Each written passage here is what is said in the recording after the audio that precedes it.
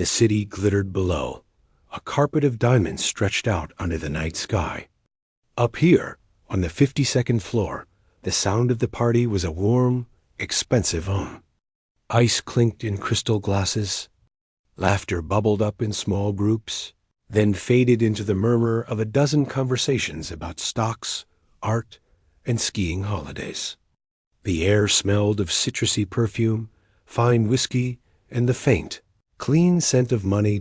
Leo moved through it all like he owned the air itself. In a way, he did. The penthouse was his, a monument to his success in the tech world. He was the kind of man who could sell you a cloud and make you feel privileged to own a piece of the sky.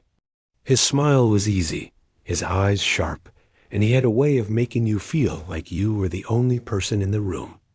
Until he decided you weren't. In a quieter corner, near a floor-to-ceiling window that showed the dizzying drop to the streets below, stood Alara. She held a glass of sparkling water, the bubbles long gone flat.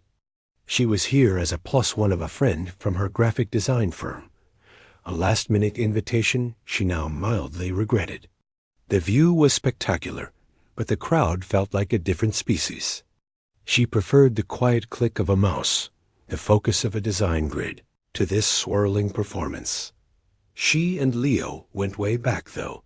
College, a lifetime ago. They'd shared a few classes, run in vaguely overlapping social circles. He'd been ambitious even then, a loud presence. She'd been quieter, her talent hidden in practice rooms where she spent hours that felt like minutes. He knew that part of her, the part she had carefully folded away and placed in a box marked past. It was a piece of trivia to him, a factoid. To her, it was a closed door. He spotted her. His eyes lit up, not with warmth, but with the spark of an idea. He weaved through his guests, a hand on a shoulder here, a nod there, until he was standing before her. "Alara, I almost didn't see you hiding back here." His voice was a smooth baritone, meant to carry. "Not hiding," she said, offering a small smile. "Just admiring the view." "It's quite a party, Leo." "It's all right," he said, shrugging as if the effort, the expense, was nothing. "But it needs something. A touch of real culture." He let his gaze drift past her, towards the centerpiece of the living area. A grand piano, polished to a mirror shine, sat under a single dramatic spotlight. It was more a sculpture than an instrument here, a symbol of taste. A cold little trickle of apprehension went down Alara's spine. "It's beautiful," she said carefully, turning slightly so her back was to it. "Remember in college?" Leo didn't wait for an answer. He raised his voice just a notch, enough to pull the attention of the people nearest them. "This woman here," he announced, gesturing to Alara with his glass, "was a legend. A proper child prodigy. Won competitions. Could have gone to Juilliard, the whole deal." A few faces turned. Alara's cheeks warmed. "That was a long time ago, Leo. Talent like that doesn't just disappear," he said, his tone playful, but there was a needle in it. "It goes dormant. Like a volcano." The small crowd around them chuckled politely. "More like a retired volcano," Alara said, trying to laugh it off. "Extinct. Very, very extinct." But Leo was in his element now. He had an audience, and he had a puzzle. Why would someone give up something so special? To him, it was an unexploited resource, a mystery to be solved for entertainment. He took a step closer, lowering his voice to a conspiratorial level that was still perfectly audible. "Come on. One little scale. A chord. Hum a few bars for the people." His smile was wide, inviting, but his eyes held a challenge. "It's a party. Let's hear it." The attention felt heavy, suffocating. People were looking at her with polite curiosity, waiting. She hated it. She wanted the floor to swallow her. This was her worst nightmare, being pushed onto a stage she had deliberately walked away from. "Please, Leo," she whispered, the word tight in her throat. "Don't." He saw the genuine discomfort, the slight panic in her eyes. And instead of backing off, it seemed to fuel him. This was the reaction he'd been probing for. He leaned in, his voice dropping to a true whisper, for her ears only. "Okay. Look, I get it. Stage fright. Tell you what." He straightened up, addressing the small gathered group again. "Let's make a deal. A joke, really. To break the ice." He looked back at Ilara, his expression one of mock solemnity. "You play for 10 seconds. 10 seconds of anything. One scale, chopsticks, the theme from that movie. Anything. You do that, and I swear on this overpriced penthouse, I will never, ever ask you to play again. I'll delete the memory from my brain. We'll all have a laugh, and you'll be free, forever." He spread his hands as if the offer was incredibly generous. The people around them nodded, smiling. It seemed so reasonable. A tiny, silly sacrifice for peace. Ilara looked from his face to the watching guests. Their expressions were expectant, amused. To them, it was a fun bit of party drama. To her, it was a trap. But she saw a way out. If she did this, if she gave him his 10 seconds of meaningless noise, he would have to stop. He'd promised in front of everyone. He was a businessman. His word in public had to mean something. It was the only way to shut this down, to bury the ghost for good. The weight of the past pressed on her. The memories of dark, lonely practice rooms. The feeling of the keys under her fingers. The sound that used to feel like breathing. It was all tangled up with a pain so deep she couldn't even look at it. But 10 seconds? She could endure 10 seconds of dissociation. She could play a C major scale and be done. She let out a slow, shaky breath she hadn't realized she was holding. 10 seconds, she said, her voice barely audible. Leo's face broke into a triumphant grin. 10 seconds. You heard it here, folks. He gestured grandly toward the piano, like a game show host, revealing a prize. The walk across the room felt miles long. The polished floor reflected the overhead lights. The low chatter of the party died down as more people noticed the movement, the focus shifting to the piano, and the woman being gently, publicly steered towards it. Ilara's heart was a frantic bird in her chest. She could feel every eye on her back. She reached the piano bench. It was cool under her palms as she sat. The spotlight was warm, isolating her from the rest of the room, which had fallen into a watchful, interested silence. The black and white keys stretched out before her, familiar and alien all at once. They looked like a row of teeth. She placed her hands in her lap, closing her eyes for a second. She could do this. A scale, up and down. That was all. A silly joke, just like he said. She blocked out the faces, the silence, Leo's smug presence a few feet away. She tried to find that old place inside, the technical mechanical part that knew what to do. Her fingers lifted. They hovered above the keys, trembling slightly. The first note, when she pressed it, was too loud in the quiet room. A pure, ringing middle C, it hung in the air. And without her even consciously deciding, her other hand joined and her fingers, acting on a muscle memory deeper than thought, didn't begin a scale. They began the gentle, sorrowful opening bars of Chopin's Nocturne in C-sharp minor, for a moment. Just a moment, the beauty of it cut through her panic. The melody was sad and sweet, flowing from her hands almost of its own will. A few people in the audience murmured in appreciation. Leo's smirk softened into genuine surprise. It had been maybe 8-9 seconds. Then her left hand descended into a specific resonant chord progression. The bass notes vibrated through the bench, up her spine, and the world stopped. The sound of those particular chords didn't just enter her ears. It bypassed everything and went straight to a locked room in her mind, blowing the door off its hinges. A flood of images, smells, and sounds she had spent a decade suppressing crashed over her. The feel of an old piano bench, the smell of home, the light of a particular lamp, the sound of a voice on the phone saying, "Keep playing, honey. It's so beautiful. I'm listening." And then the screech of tires. A silence so absolute it was a sound in itself. A physical fist of pure electric terror clenched around her chest. Her breath, which had been shallow, simply vanished. It wasn't that she was holding it. It was that her lungs refused to work. They were solid, frozen blocks of stone in her ribcage. The music died, her fingers seizing up and dragging across the keys in a painful, discordant wail. Her hands flew to her throat. Her eyes, wide and terrified, scanned the blurring faces in the room, seeing nothing. She tried to suck in air, but nothing came. A high, thin wheeze was the only sound she could make. The beautiful notes of the nocturne were replaced by the rasp of her own struggle.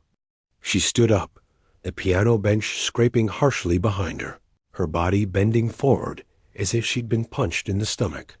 Leo's triumphant smile vanished, replaced by utter, dumbfounded shock. This wasn't the joke anymore. This was something very, very wrong. The beautiful, sad melody died in a jarring crunch of sound. It wasn't just the music that stopped. For Elara, everything stopped. The glittering city outside the window, the curious faces of the guests, the warm spotlight, it all melted away, replaced by a single, overwhelming reality. She could not breathe. A high, thin wheeze escaped her lips, the sound of air fighting against a sealed passage. Her hands, which had just been creating something lovely, now flew to her own throat, fingers pressing against her skin as if she could physically pry an opening there. Her eyes were wide, not with stage fright, but with a pure animal panic. She saw the room, but she didn't process it. The people were smears of color. Their voices were a distant, muffled roar. Like listening from underwater. She stood up so suddenly, the piano bench screeched backwards on the polished floor. Her body folded at the waist, one hand braced on the piano lid for balance. Her chest heaved, muscles straining, but no air came in. It was a horrifying vacuum. The feeling was less like choking and more like being encased in solid concrete. Her lungs were empty, locked boxes. The silence in the room shattered. The polite interest turned to confused murmurs, then to sharp concern. "Whoa, is she okay?" A man's voice asked, "Is this part of it?" A woman whispered, unsure. Leo stood frozen a few feet away. His face, which had been a mask of smug satisfaction, now went slack with disbelief. This was not in the script. This was not the awkward, funny surrender he'd expected. This looked real. A cold trickle of fear, something he rarely felt, started in his stomach. Alara's knees buckled. She didn't faint, but her legs gave out, and she sank down, crouching on the floor beside the grand piano. The cool wood of the instrument was against her cheek. The world was getting darker at the edges, little sparks of light dancing in her vision. The only sound in her head was a frantic, hammering thought. Asterisk, breathe. Why can't I breathe? Asterisk, someone moved. It was a woman in a blue dress, a friend of the friend who had brought Alara. She rushed over, kneeling beside her. Hey, look at me. Can you talk? What's happening? Alara tried to shake her head. She managed to make a ragged, tearing sound like paper being ripped slowly. Her lips were starting to feel tingly. She can't breathe. The woman in blue shouted over her shoulder, her voice sharp with alarm. Someone call an ambulance. That broke the spell of collective shock. A dozen phones were pulled out. The low hum of the party was gone, replaced by the urgent, clipped tones of people talking to 911 operators. The jazz music that had been playing softly in the background was abruptly shut off, making the chaos of the moment even louder. Leo finally moved, but it was a stiff, awkward motion. He took 2 steps towards the crumpled form by his piano. "Ilara?" he said, his voice sounding strange to his own ears. "Come on, this isn't funny."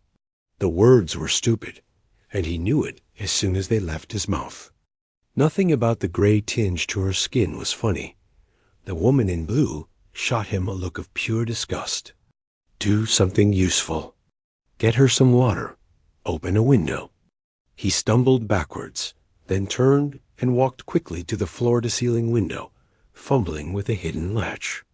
A section of it swung open, and the cool night air rushed in, carrying the distant sirens and sounds of the city.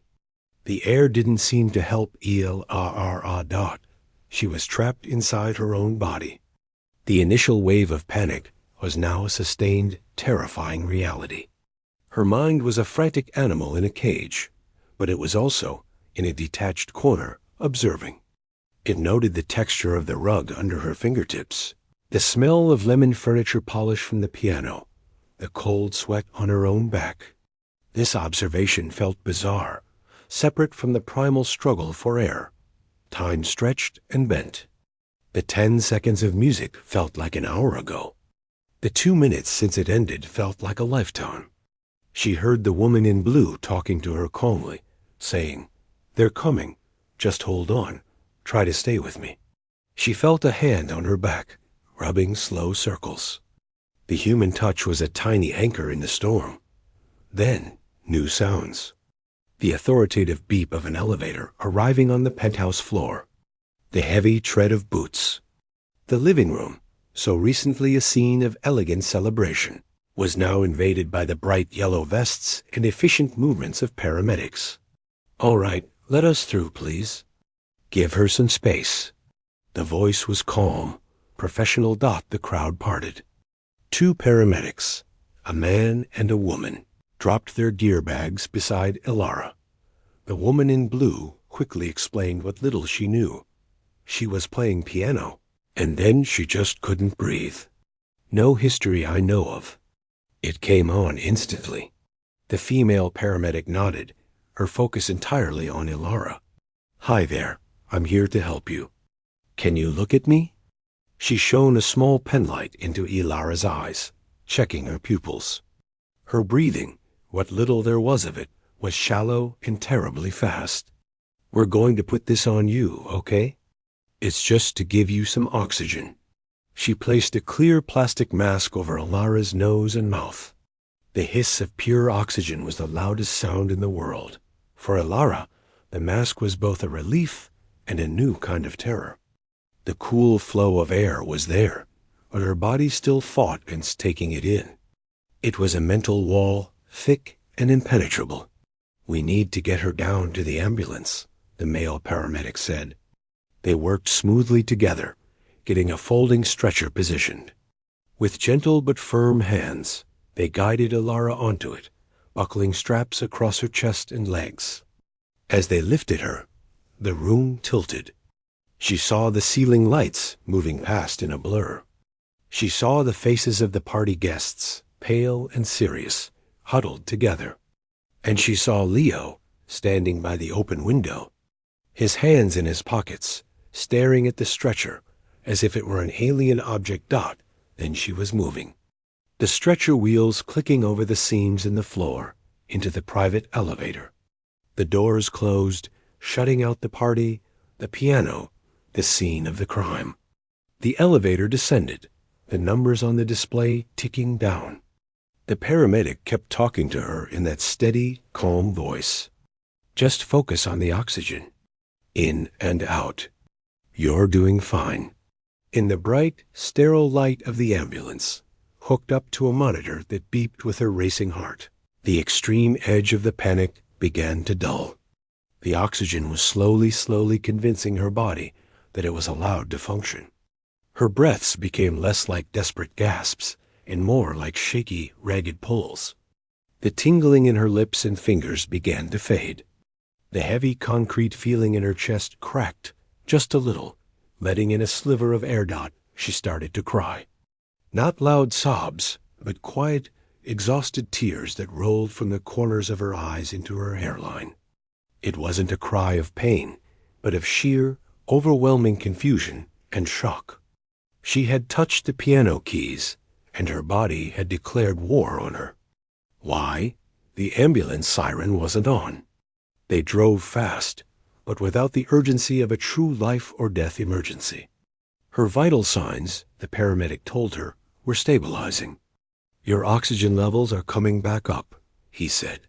"That's good." At the hospital, in a curtained-off bay in the emergency department, the questions began. A young doctor with tired eyes asked her about asthma, allergies, heart conditions. She shook her head to everything, her voice a hoarse croak when she tried to speak. They took blood, did a chest X-ray, hooked her up to a more sophisticated monitor. Leo arrived an hour later. He looked out of place in the harsh fluorescent light, still in his party clothes. He hesitated by the curtain. "Alara?" he said softly. She looked at him. The fear was gone, replaced by a deep, weary emptiness. "They say?" "They can't find anything physically wrong," he said, stepping closer. He looked genuinely shaken. "The doctor said it might be a panic attack. A really severe one." Alara closed her eyes. A panic attack. The words seemed too small, too simple, for what had happened.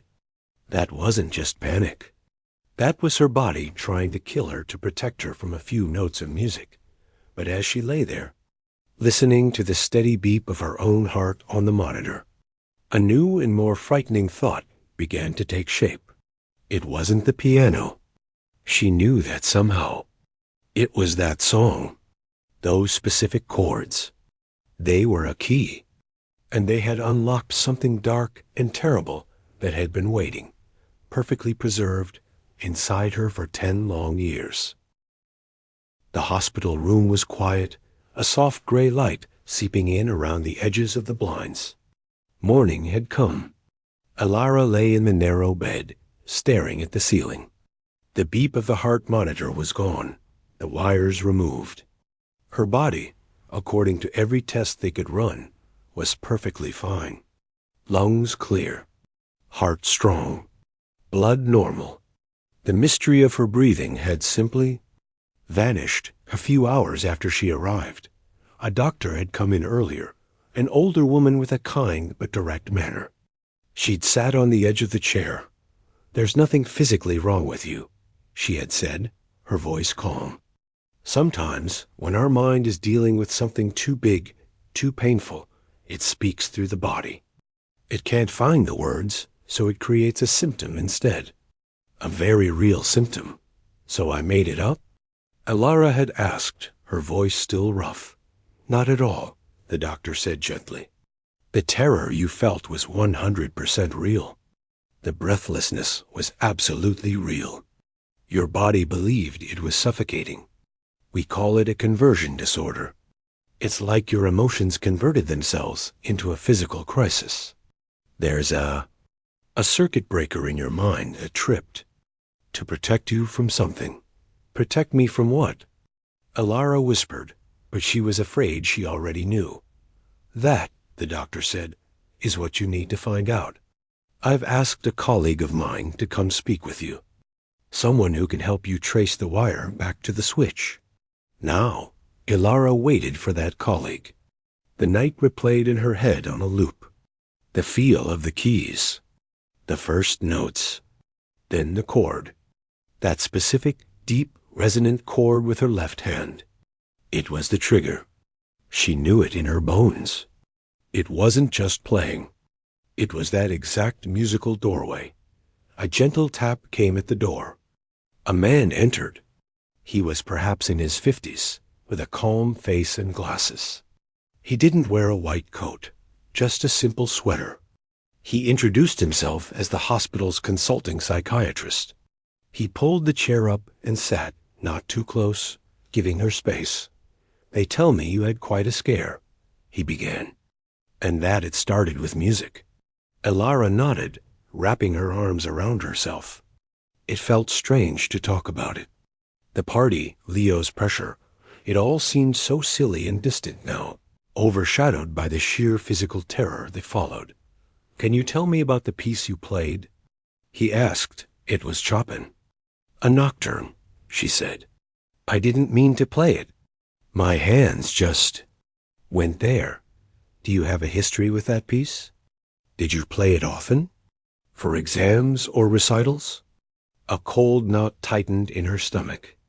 "A long time ago?" she said evasively. He waited, letting the silence sit.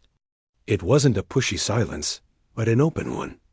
"It was the last thing I played," she heard herself say, the words coming out before she could stop them. "Before I stopped playing for good." "I see," he said softly. "And when was that?" 10 years ago. I was 17. He nodded slowly. "And what happened around that time, 10 years ago, that made you stop?" The room felt very still. Elara looked down at her hands, resting pale on the white hospital sheet. She had practiced this avoidance for a decade. She had built walls. But last night, a few notes of music had blown a hole right through them, and now the cold wind was rushing in. She felt too tired, too raw, to rebuild it all right now. "My mother died," she said. The words were flat, factual. She had said them many times, but always as a full stop. A reason for people to nod and say "I'm sorry" and move on. She never let anyone get to the next sentence. The psychiatrist just listened. It was a car accident. She was coming home from work. It was. It was quick, they said. "I'm very sorry," he said, and it sounded genuine, not just polite. That is an enormous loss for anyone, especially at that age. Elara swallowed. Her throat felt tight, but she could breathe. This was a different kind of tightness. "What was the last conversation you had with her?" he asked, and there it was. The question she had spent 10 years running from. The memory she had bricked up behind a wall of forgetting. The music had broken the mortar, and now this kind man with his quiet questions was pulling the bricks away, one by one. She closed her eyes. She was back in the old house, in the living room with the out-of-tune upright piano. The lamp with the yellow shade was on. It was a weeknight. She was practicing. "I was practicing that nocturne," Elara whispered, her eyes still shut. "For a competition. I couldn't hit a section right. The left-hand chords. They had to be perfect." She could see it. The sheet music, the pencil marks where her teacher had made notes. The feeling of frustration. The phone rang. It was her. She said she was stuck in traffic, running late. She could hear me playing through the phone. Elara's breath hitched just a little. She said, "Don't stop. It sounds so beautiful. Play that part again for me." "I'm listening." A tear escaped, tracing a hot path down her temple into her hair. So I did. I played the part I'd been struggling with. The chords. I played them for her. Elara opened her eyes, but she wasn't seeing the hospital room. She was seeing the yellow lamplight on the sheet music. And she made a little happy sound. A hum. And she said, "That's it. Perfect. You've got it." And then, the memory was no longer a picture. It was a full sensory flood. The sound of the chords still hanging in the air of the living room. The faint hiss of the phone line. And then, cutting through it, not a crash, but a sharp, sudden gasp from her mother. A scuffling noise. And the unmistakable metallic scream of tires skidding hopelessly on asphalt. Then, a silence so deep and empty it had a weight to it. It pressed on her eardrums. "Elara?" Her mother's voice had been faint, confused. Then the line went dead. Not with a click. It just became a hollow, roaring nothing. She had sat there, The phone to her ear, the silence from the receiver, and the silence in the room becoming one huge, terrifying thing. The last notes of the Chopin, the perfect chords, were still echoing in the air around her. She didn't tell the psychiatrist all of that. She just said, and then the line went dead. And she was gone. He let out a long, slow breath. So the last thing you did, the last connection you had with her, was playing that specific piece of music. And the last thing she heard was your playing.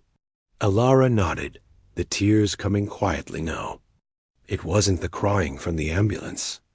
This was older, sadder, drawn up from a deep, poisoned well.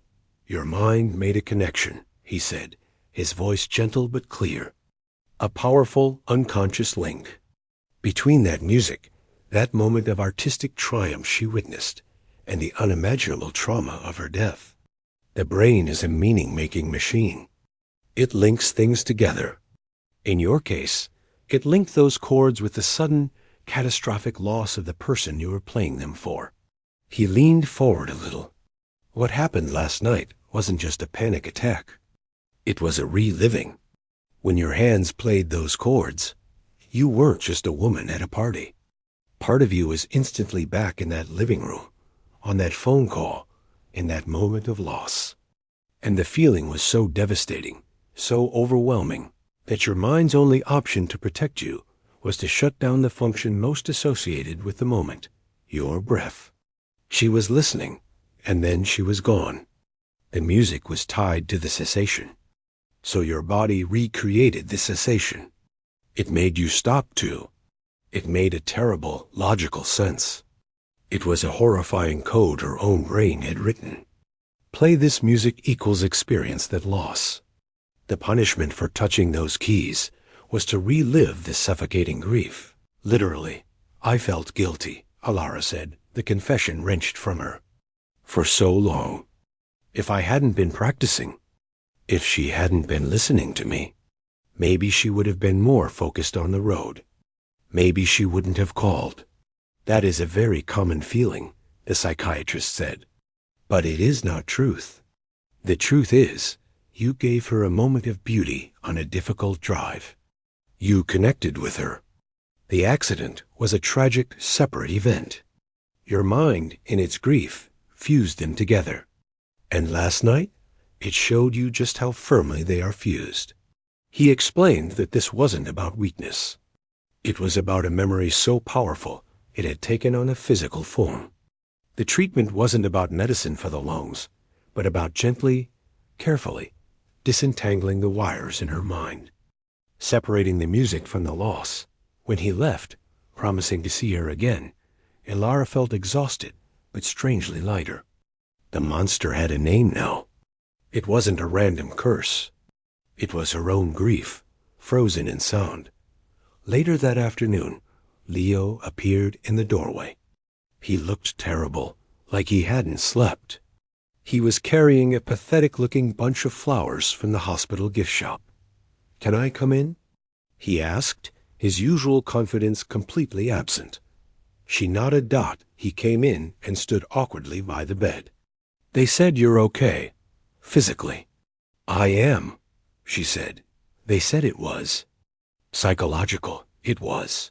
He put the flowers down on the side table. "Ilara, He struggled for words. This was new for him. "I'm so sorry. I was an idiot. I had no idea. I thought it was a funny bit. To get you to break your own rule." He ran a hand through his hair. "I didn't know about any of this. About my mother?" she asked, looking directly at him. He flinched. He looked down at his shoes. I knew she died. A long time ago. Someone mentioned it in college, after you quit music. I never connected it. I didn't think." Of course he didn't think. He never had to. The realization settled on him, heavy and ugly. His joke had been a violation. He had used a piece of her tragedy as a party trick, and he hadn't even been thoughtful enough to understand what he was doing.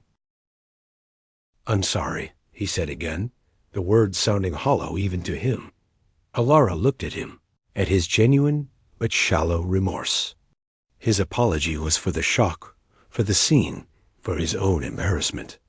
He didn't yet understand the depth of what he'd unlocked. And she was too tired to explain it. "You should go, Leo," she said softly, turning to look out the window at the gray sky. He hesitated, then nodded. He left without another word. Alone again, Alara replayed the psychiatrist's words. Separating the music from the loss. It sounded impossible.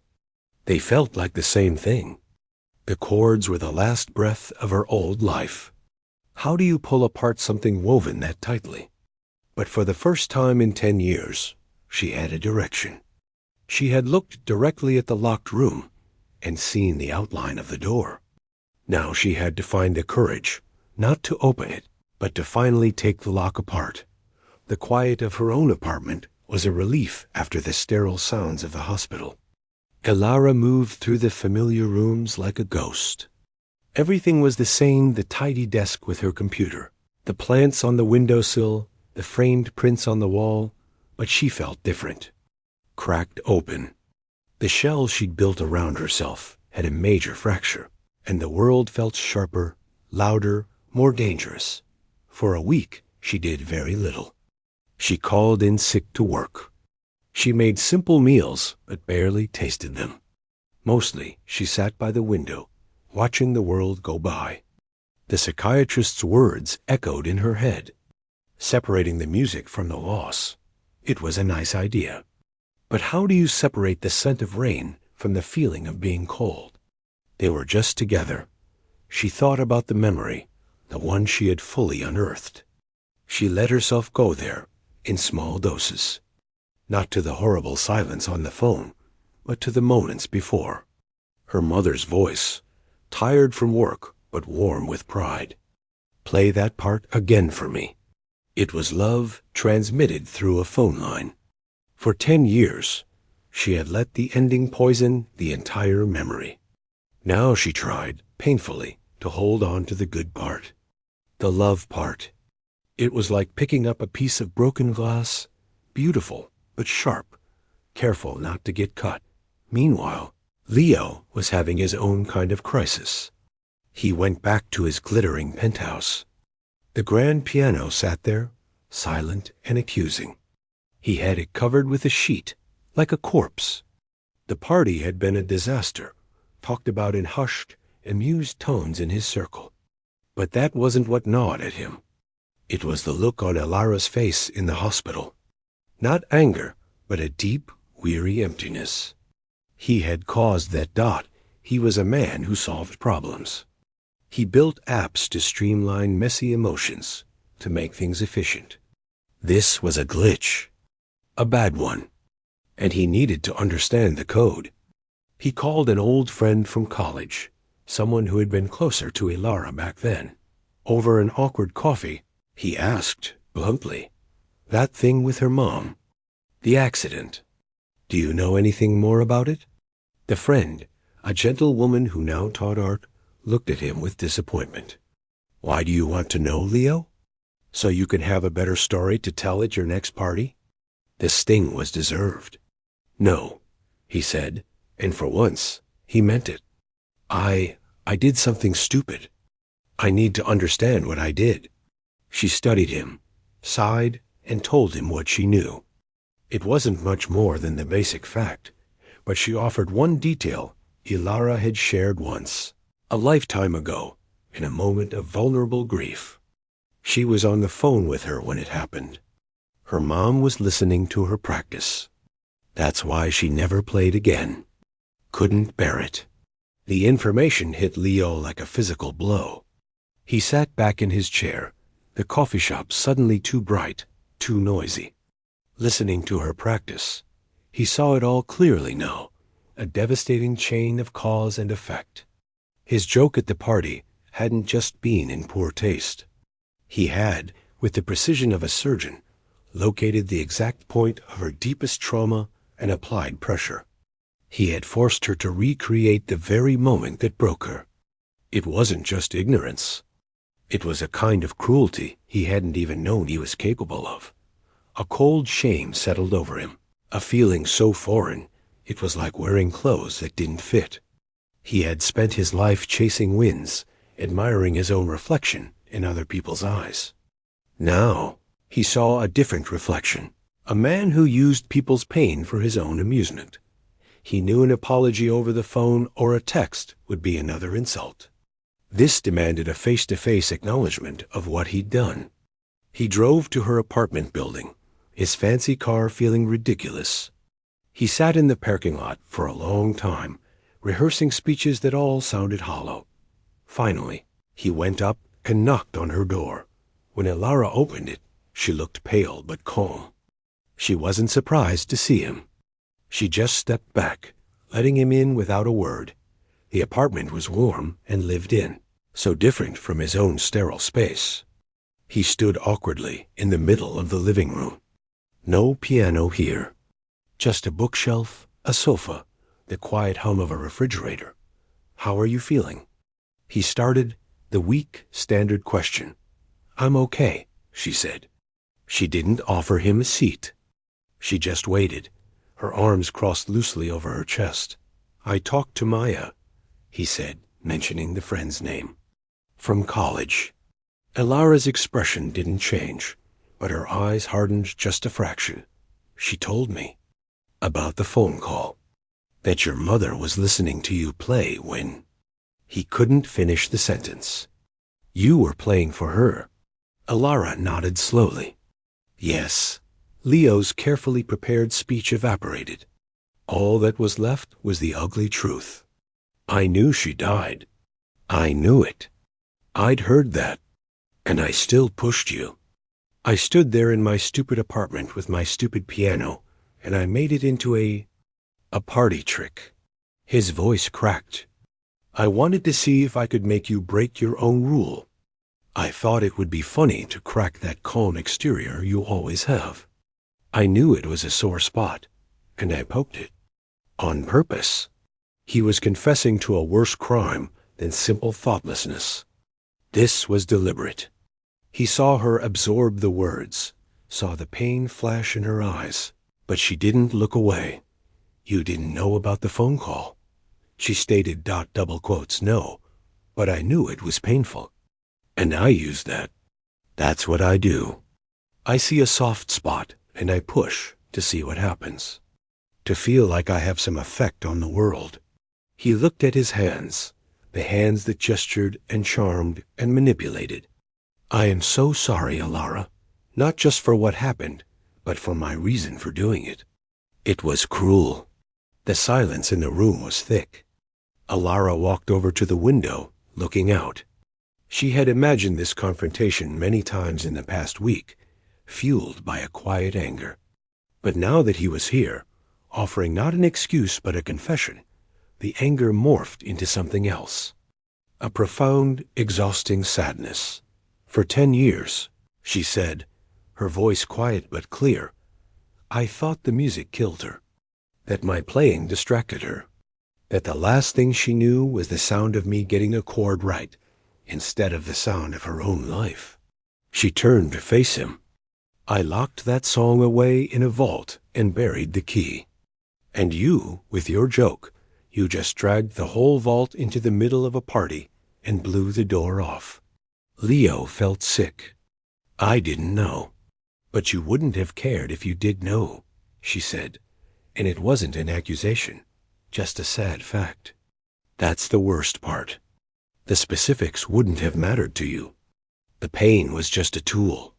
He had no defense." She was right. He stood there, utterly dismantled. Then something shifted in her expression. The anger that was meant for him seemed to turn inward or outward towards the memory itself. "But you know what?" she continued, a new, raw energy in her voice. "You did blow the door off. And yeah, it almost killed me. But that thing, that guilt, that fused together monster of music and death, it was rotting in there. It was poisoning me from the inside out. I was never going to open that door myself. I was too scared. She took a step toward him, and for the first time, he saw not a victim, but someone who had survived a storm. Your stupid, cruel joke forced it out into the open, where I could finally see it, where a doctor could give it a name, where I have to deal with it because I can't stuff it back in the box.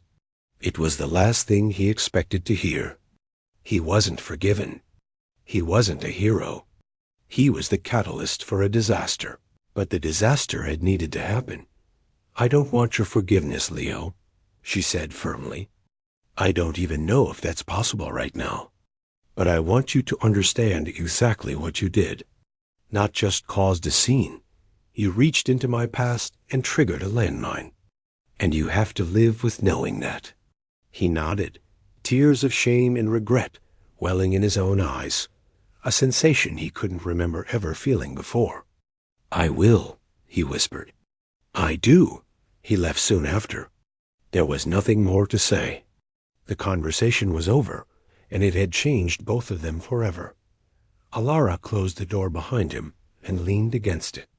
She felt drained, but also, for the first time since the party, clean. The infection was lanced. The secret was out. Everyone who needed to know now knew. There was no more hiding. She walked to her desk, opened her laptop, and did something she had avoided for a decade. She typed a single name into a search bar, the name of the psychiatrist from the hospital. She found his practice's contact information. She stared at it for a long moment. Then she picked up her phone. Her hand was steady. She dialed the number. When the receptionist answered, Ilara took a deep, full breath, a breath that went all the way down to her toes, and said, "Hello, I'd like to make an appointment." The room was nothing like a therapist's office from the movies. There was no leather couch, no fancy abstract art. It was just a quiet, sunlit room with comfortable chairs, a small bookshelf, and a potted plant in the corner. Ilara sat in one of the chairs, her hands folded in her lap. The psychiatrist from the hospital sat across from her, the same calm man with the glasses. "This isn't about playing that piece again," he said gently, as they began their first real session. "Not for a very, very long time, if ever. This is about understanding the connection, about gently pulling the threads apart so that music and memory can exist separately." For weeks, that's what they did. They talked about her mother, not just about her death, but about her life, the way she hummed in the kitchen, the silly jokes she'd tell, the proud smile when Ilara mastered a difficult piece. They talked about the guilt, that heavy, childish belief that her music had caused the accident. Slowly, carefully, the doctor helped her see it for what it was, a desperate attempt by a grieving teenager to make sense of a senseless tragedy. It was a coincidence in time, he would say. A beautiful moment and a terrible one, happening at the same time. Your mind linked them to create a cause where there was none. It was hard, painful work. Some days she left feeling raw and hollow. Other days she felt a little lighter, as if she'd put down a bag of stones she didn't even know she was carrying. She never went near a piano. The very thought sent a jolt of anxiety through her. But she started to listen to music again. Not Chopin. Not at first. She started with simple things. The radio in her car. An old pop playlist from college. The sound was no longer an enemy. It was just sound. Months passed. The seasons changed. She saw Leo once, from a distance, at a coffee shop. He saw her, nodded, but didn't approach. She appreciated that. Their story was over. He was a chapter, a painful one, but closed. One rainy afternoon, she was walking home from the grocery store. To avoid a deep puddle, she cut through the community center, a modest brick building she'd passed 100 times.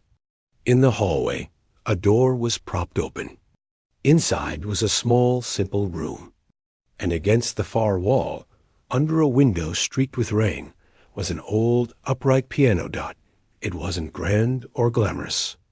It was scuffed. The wood was dull. Someone had left a children's songbook open on the stand. It looked forgotten, an utterly harmless Dottie stopped in the doorway. Her heart did a familiar, anxious skip. The old fear whispered. But alongside, it was something else. A curiosity. This wasn't Leo's weapon of a piano. This was just a thing. An instrument. It had no history with her. She didn't go in. She just stood there, watching the rain slide down the window behind it. She breathed in and out. The air moved easily. The next week, she found herself walking that way again. On purpose. The door was closed, but she could hear the faint, hesitant plink of keys from inside. A child practicing. Wrong notes, stops and starts, then a clumsy little melody. She stood and listened until it ended. It became a quiet ritual. Once a week, she would go and stand outside that room. Sometimes it was empty. Sometimes it was in use. She heard a teenager working through a rock song, an older man picking out slow jazz chords. The piano was being used for life, for ordinary, imperfect, human effort. It was demystifying before her eyes. One Wednesday, the room was silent and empty. The door was unlocked. The community center was quiet, just the hum of a floor polisher somewhere down the hall. Alara stood at the threshold for a long time. Her palms were damp. This was a choice. No one was compelling her. There was no joke, no audience, no deal. She took one step inside, then another. The floorboards creaked under her feet. She walked over to the piano. Up close, it was even more ordinary. The ivory keys were yellowed, some chipped. There was a coffee cup stain on the lid. She pulled out the bench. It wobbled slightly. She sat down. The feeling was immediate, but different. Not the suffocating terror. It was a high-alert nervousness, a buzzing in her ears. Her breath was quick, but it was there. She could feel the air moving in and out. She placed her hands in her lap, just as she had at the party. But this time, she was in control. She wasn't here to play Chopin. That piece belonged to her mother, to the past, to the grief. It was sacred, in a way, and it needed to stay where it was for now. This was about something else. Slowly, she lifted her right hand. She extended one finger, her index finger.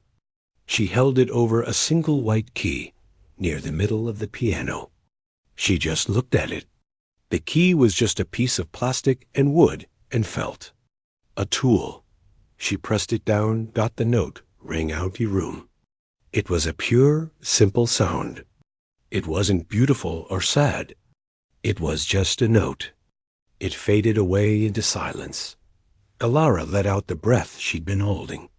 She had touched a piano key, and she was breathing. The world had not ended. The memory had not swallowed her. She pressed the same key again. Then another, a white key next to it. Two separate, lonely notes. They didn't form a melody. They were just sounds. She tried a cluster of 3 keys with her whole hand. A messy, discordant clang. It made her jump a little, and then, to her own surprise, it made her smile. It was an ugly sound. It was nothing like the perfect, sorrowful beauty of the nocturne. It was new. Her left hand joined, not to form chords from an old masterpiece, but to explore. She pressed a low key and a high key at the same time. The sound was strange, interesting. She did it again, a different combination. She wasn't playing music. She was rediscovering noise. She was mapping the territory, inch by inch, without the old map that led to a cliff. Her breathing settled into a steady rhythm. In, out, in time with her exploration. A press of a key, A breath. Another press. Another breath. It was a kind of conversation between her body and the instrument. A confirmation of life. After maybe 10 minutes, her fingers felt loose. The initial tight fear was gone, replaced by a tentative focus. She let her hands rest lightly on the keys. She didn't think about what came next. She just listened to the quiet of the room, the distant sound of traffic in the rain dot, and then, without planning, her right hand began to move. Not in a scale, not in a remembered tune. It moved in a pattern that felt curious. A few notes up, a pause, a note repeated. It was hesitant. It stumbled. She hit a wrong note, winced, and then incorporated the wrong note into the next little phrase. Making it right dot, it was a beginning. The first sentence of a story she had never told before. It was halting and clumsy, but it was hers. Entirely, completely hers. No ghosts were in this tune. It was being born right now, from her fingers, from her present self. She played the little phrase again. And again. It started to take a shape. It was a simple, questioning little melody. It sounded a bit sad, a bit hopeful. It sounded like walking in the rain. It sounded like a deep breath after a long time underwater. She didn't play for long. Maybe 2 minutes. When she stopped, her hands returned to her lap. She felt a warmth in her chest, a slight tremble in her fingers, but it was a good tremble. Like after exercise, she looked at the rain-streaked window, at her own faint reflection in the glass. She looked peaceful. Tired, but peaceful dot, she stood up, pushed the wobbly bench back under the piano. She didn't cover it. She left the children's songbook open. She walked out of the room, leaving the door propped open, just as she found it dot in the hallway. She took a deep, deliberate breath. She held it for a moment, feeling the fullness in her lungs. Then she let it out, slow and steady. The first note of her own song was still hanging softly in the quiet air behind her. And her breath, easy and sure, carried her forward, out into the gray, wet, and living afternoon.